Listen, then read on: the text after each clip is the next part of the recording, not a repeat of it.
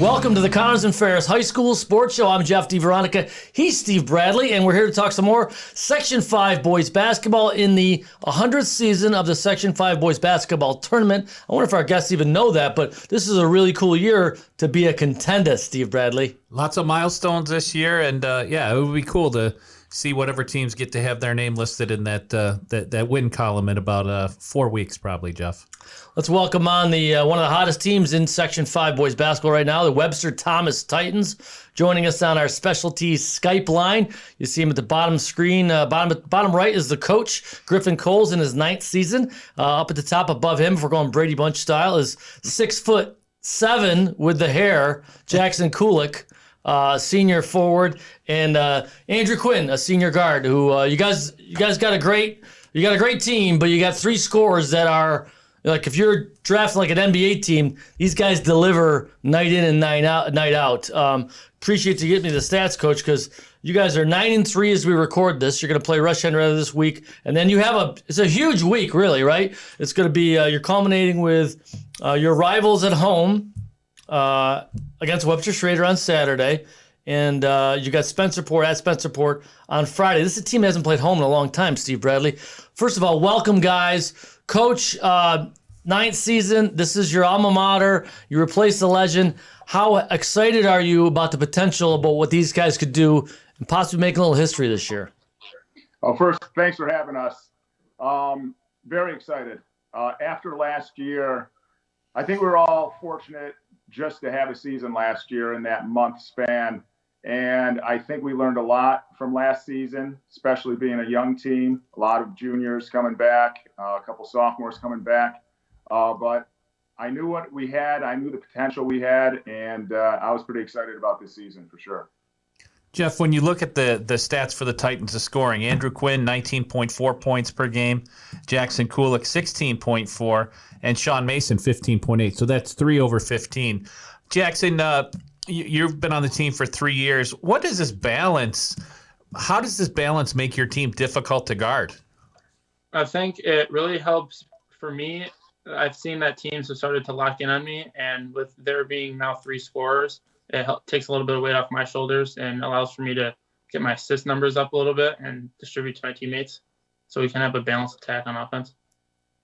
Andrew, you guys had a couple early losses. One you avenged recently. You beat Irondequoit, a team that went to your place and won by 4, and then you went to their place last Friday night and beat them by 10 in a game that they seemed like they were always within striking distance, and every time Irondequoit tried to make a move, you guys made a play.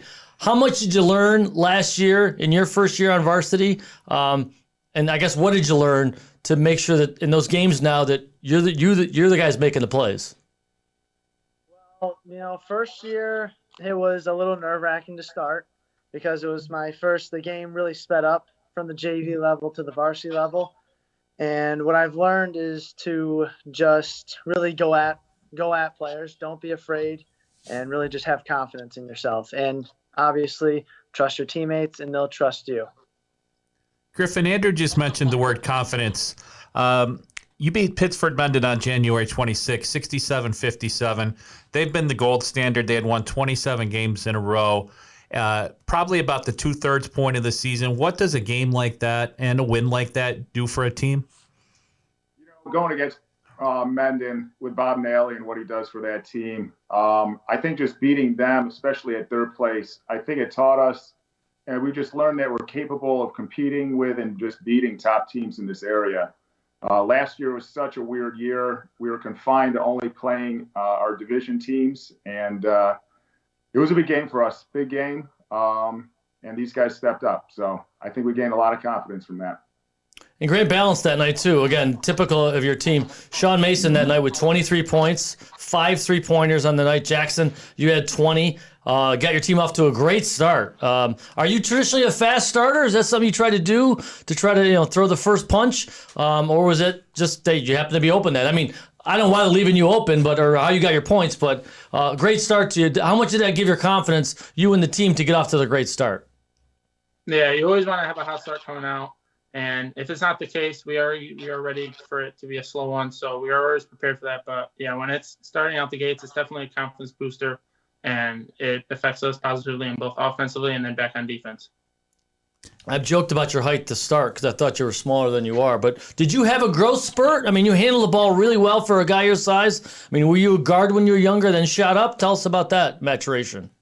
Yeah, it kind of went back and forth because in 8th grade, I think I had my biggest one. I think I grew 6 inches in the span of a year. I think I went from high 5'8" to like 6'3". So then going into my high school, I was around 6'3", 6'2". So yeah, it went back and forth. I started as a big man, but then I went to a guard, and now I'm back to basically a big man. Griffin, what do your top 3 scorers do well? If you could maybe give a scouting report on them. Andrew and Jackson are very versatile. They both can play in the post. They can both hit the 3. They can both square up their man and get to the basket by attacking. So those two bring a lot of versatility. It's nice to have 2 players that can play down low or up top or on the perimeter. Shawnee Mason, I mean, teams have seen it. He shoots it extremely well from 3. And he's getting more confidence attacking the rim right now as well. So, you know, the more diverse each one of them is, the harder they are to defend. And the 3 of them work so hard in the offseason that it's really not surprising seeing what they're doing this year together. Andrew, you guys had a bit of a break. You won a couple tight games to start the year. You beat Penfield by 6. You beat Brighton by 2. Brighton, one of the better teams they've had in a few years. I know they beat Irondequoit quite bad, actually. And then you had a 2-week break. How difficult was that? I know, you know, we're not going to a ton of details here, but I guess you guys didn't have to get to practice a lot. But to have that disconnect in the middle of your season like that, was it tough to get back going again, or were you guys just chomping at the bit to get back going? You know, it was definitely a tough 2 weeks, you know, especially with we had that NAS tournament during that 2-week break where we were missing some players. So, yeah, practice was definitely a little bit rough during those 2 days. Those games were definitely different. You know, we lost one, we won one. But the main thing I was really focused on was during that 2-week that when players came back, they still had the same confidence level in themselves as to when they were playing and they were consistently in the gym. And when you take that 2-week break, you know, it can sometimes take a toll on, like, can I still do what I did when I was in the gym before? So I wanted, you know, those players that were out to make sure that, you know, I believed in them, that the team still believes in them. They still had the same abilities they were able to do before. Quinny, bringing it. Can I call you Quinny? I think that's a nickname I heard to start. Okay. Let's take a quick break. We'll continue on the other side with our second segment here with Webster Thomas, Titans boys basketball. You're watching right here on the Connors and Ferris High School Sports Show.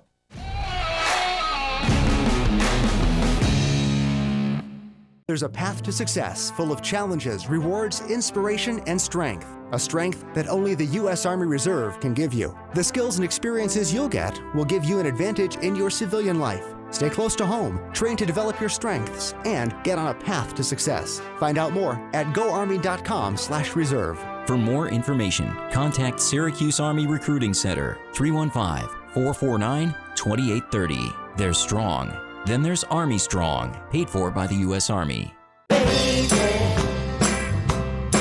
Sweet baby. Oh, baby.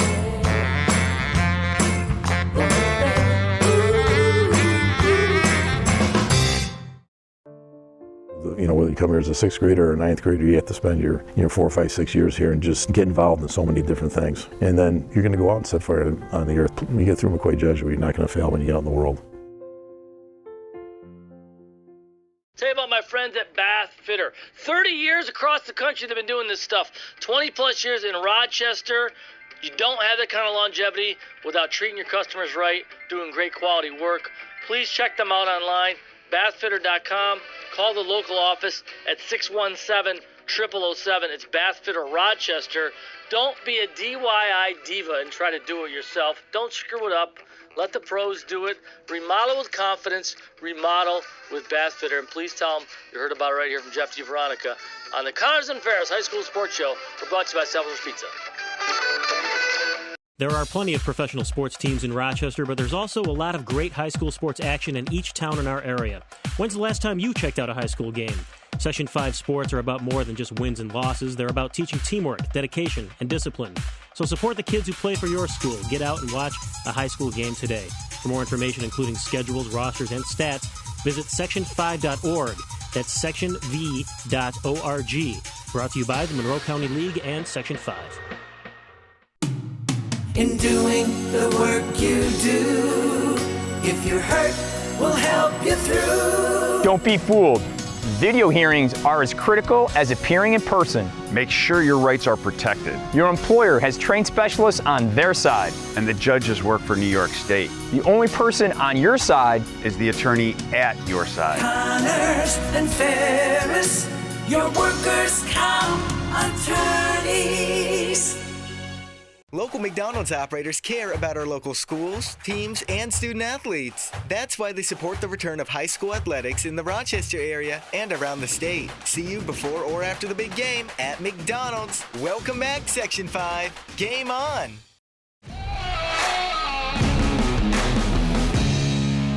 Welcome back to the Connors and Ferris High School Sports Show. Jeff, DiVeronica, and Steve Bradley. After the break here, talking some Webster Thomas boys basketball. The Titans, as we record this, are 9-3 on the season. They reeled off 6 straight wins, and they're being coached by a guy who grew up in Webster. He played for one of the legendary coaches in the program, Bill O'Rourke Jr. And Griffin Coles, in your 9th season, I want to tell you that you're our G&G Fitness Coach of the Week. So congratulations on that. That is not just for a coach who wins or has his team winning, but it's for a coach who makes the difference in the lives of young people. And I know you've been doing that not only here, but as a teacher. So congrats on that. And I guess I want to ask you about your mentors when you were growing up, and even maybe as a younger coach. Who helped shape and mold you into the coach you are today? I mean, obviously, Bill O'Rourke had a lot to do with playing basketball with me as a child. Just off the court, he was just a gentleman, teaching how to act with class at all times.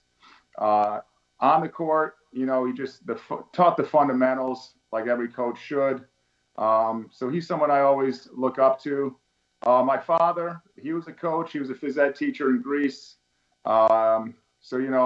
I still have daily conversations with him. After every game, I still give him a call. I like hearing his feedback. He's always positive. Sometimes I tell him, don't be positive all the time. I gotta know what's going on. So he's a big influence on me as well, for sure. Griffin, how has the game changed since you were a player? I just think it's gotten faster, I think. It's more spaced out. There's the athleticism, I think, has improved, has increased definitely. There's more of a focus on the 3-point. The analytics of the game has definitely changed it a little bit with the 3-point shot becoming more important. I think the NBA has a lot to do with that as well.